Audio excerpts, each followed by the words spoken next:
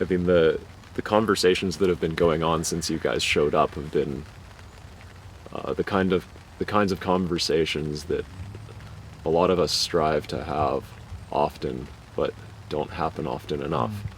And having you guys come through Kamloops really, it gave us an excuse to get together and have these kinds of conversations in a way that we may not have had in a while. Because a lot of us met a few years back at Occupy or at a protest somewhere, and we kind of established that we were on the same level. But it's almost like those conversations didn't stop, but they were just kind of put on pause, and as we all just kind of developed friendships, and it's really cool to see this all happening again. So thank you. You're welcome. Yeah. Wow, thank you. That's a great observation. Is there anything in Kamloops or in your relationship from where you sit to the tar sands that comes up for you that you'd like to share with us? Well, they're putting, I mean, they're sending the Dilbit, I think it's called, right? Like through Kamloops. So that's like, it's a major, I guess it's a hub city, right? And it's sitting right on a major artery of like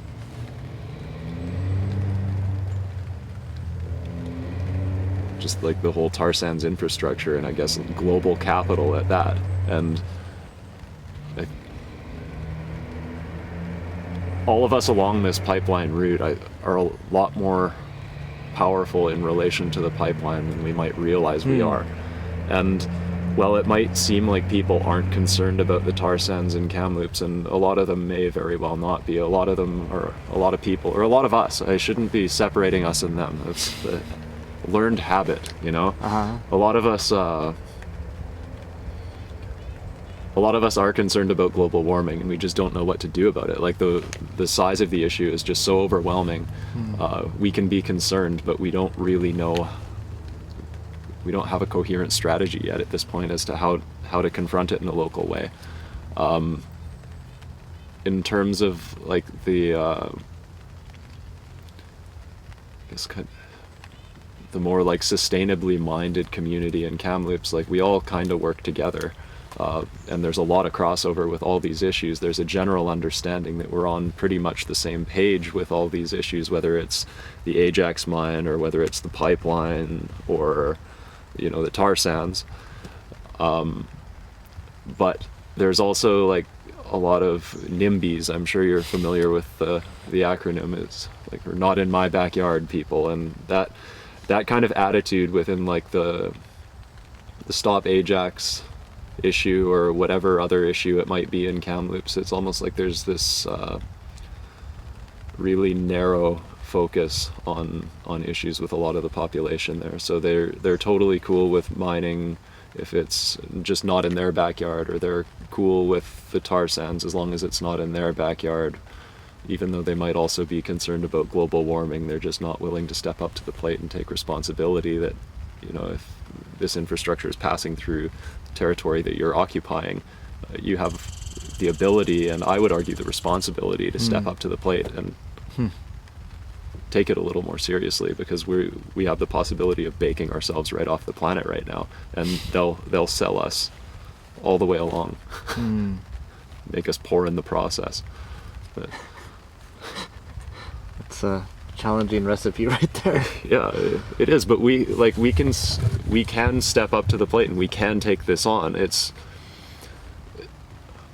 I'm very sure of that. But finding the way to do it it's difficult. And sometimes we want to confront these things with what, you know, in the ways that we're used to, or in the ways that we're more comfortable with. Certain forms of organizing that maybe lingering on from the past or something, and it's going to take unconventional movements to really bring this thing to a halt, and it's going to require the unity of a lot of people too, and solidarity with groups that might not otherwise be working together Yeah. or in So tandem. getting groups to work together across different divides. Totally. And what I might not want in my backyard, I've got to recognize that my neighbor might not want in his either. Or, you know, if like one of the big things that kind of gets me with the whole NIMBY thing is like I respect people not wanting that kind of infrastructure in their backyard or something, but what if you just move it into someone else's backyard? Like, is that not your problem anymore? Like, if there's any solidarity or I would argue empathy within people, that's not a possibility. Like when I see someone else getting harmed, you don't just walk on, you know? And it's really interesting when it's almost like this hyper individualistic or really liberal idea that, you know, if people saw what these companies are doing to the earth and that was happening to a person, they'd call the cops. Or Yeah. if they trust the cops. But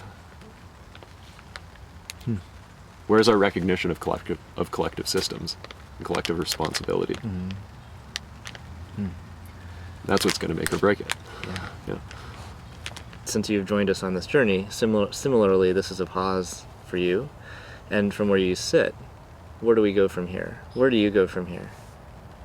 Well, I'd firstly like to look up a lot of resources that you guys are using, just references and stuff. I mean, you mentioned you're involved in some organizations in Seattle that I may have glanced across the name of once or twice, but that I would have otherwise not been looking into.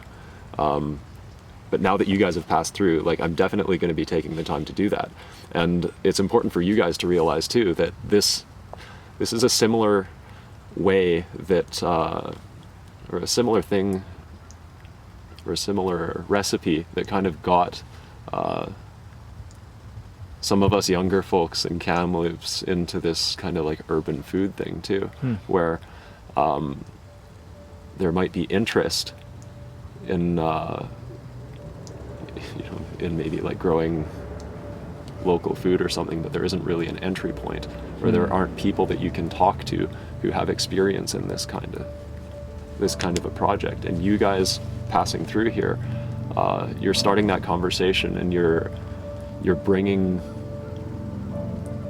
resources and ideas that we might have otherwise been ignorant to into our community. And I think it's going to be fun to see where we're at in a couple of years. 'Cause, like, make no mistake about it, you guys are inspiring other people in this process too, right? Like, it's like significantly. And you're taking the time to stop in the communities and talk about this stuff too, right? And like, that's where it starts. You can't just Google, how do I stop the tar sands? It's not that simple. Like, yeah. Great. Well, thanks for sharing all Thank that. you. Yeah. We'll see you at Avola.